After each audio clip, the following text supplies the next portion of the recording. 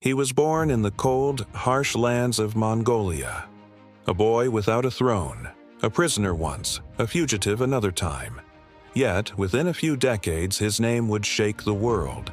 His horsemen would ride farther and faster than any army before them. Empires would fall, nations would tremble, and the map of the world would change forever.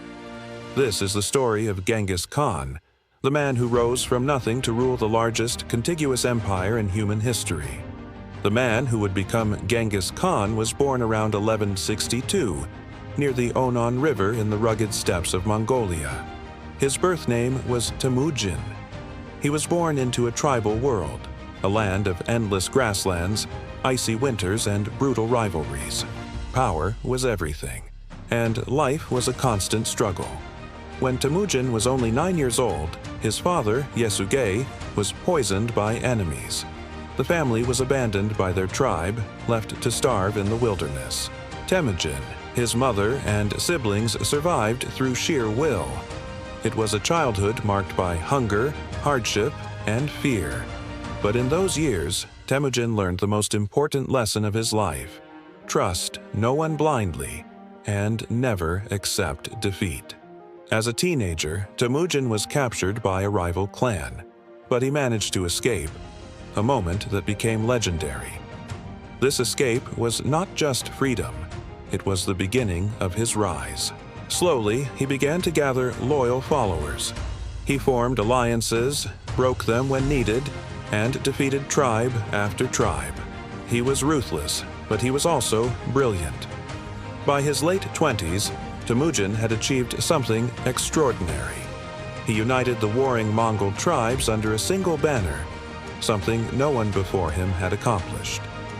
In 1206, during a great council known as a Kurultai, he was given a new title, Genghis Khan, meaning universal ruler.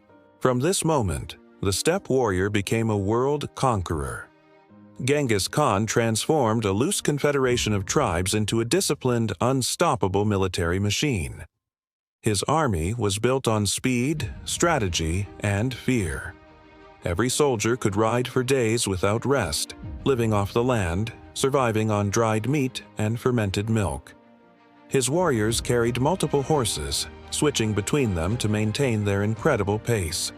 But what made his army truly dangerous was its organization. Genghis Khan introduced a structure based on units of tens, hundreds, thousands, and 10,000s. Loyalty was to him, not to clan or tribe. Merit was rewarded. Cowardice was punished. His intelligence network was vast. His discipline unmatched. His strategy ahead of its time. In 1209, he began his campaign beyond the Mongolian steppes. His first major target was the western Xia kingdom in China. Then came the powerful Jin dynasty in northern China. City after city fell. His warriors laid siege, cut off supplies, and crushed resistance with terrifying efficiency. Genghis Khan believed that fear was a weapon, and he wielded it with precision. In 1215, his forces captured Zhongdu, modern-day Beijing. The world began to understand that this was no ordinary conqueror. This was a storm sweeping across nations. But Genghis Khan's ambitions didn't stop at China. In 1218, he turned westward. His target, the Khwarezmian Empire, a vast and wealthy realm stretching across Central Asia. At first, he sent merchants seeking peaceful trade. But when the Khwarezmian ruler executed them, Genghis Khan's response was brutal and swift. He unleashed his army in a campaign of vengeance. In just 2 years, the Khwarezmian Empire was destroyed. Cities like Bukhara and Samarkand fell. His soldiers moved with terrifying speed, attacking from multiple directions, surrounding entire armies before they could react. He showed mercy to those who surrendered and complete destruction to those who resisted. His reputation spread faster than his armies. Many cities opened their gates without a fight. But Genghis Khan was not just a destroyer, he was also a builder. In his own way, after conquering lands, he established order. He introduced a law code called the Yasa, a set of rules that applied to everyone, including his own family. Under his rule, theft and betrayal were punished harshly, but religious freedom was guaranteed. Muslims, Buddhists, Christians, and others could worship freely. Merchants could travel safely along the Silk Road, protected by Mongol patrols. Trade flourished. He also valued knowledge. Instead of killing artisans, scholars, and engineers, he brought them into his service. His empire connected east and west in ways the world had never seen before. In 1221, his empire stretched from the Yellow Sea in the east to the Caspian Sea in the west. It was the largest empire ever ruled by a single man. Yet Genghis Khan still rode with his army, leading from the front, living as a warrior, not a king in a palace. Inside his reign, discipline was strict but clear. Tribal rivalries were crushed. Mongol soldiers were forbidden from looting without permission. Loyalty to the Khan came above blood ties, and if any general disobeyed him, the punishment was death. But at the same time, even a common soldier could rise to great power through bravery and skill.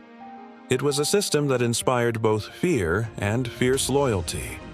Genghis Khan also built one of the most efficient communication systems of the ancient world, a network of relay stations stretched across thousands of miles. Mounted couriers could deliver messages from China to the Caspian in a matter of days.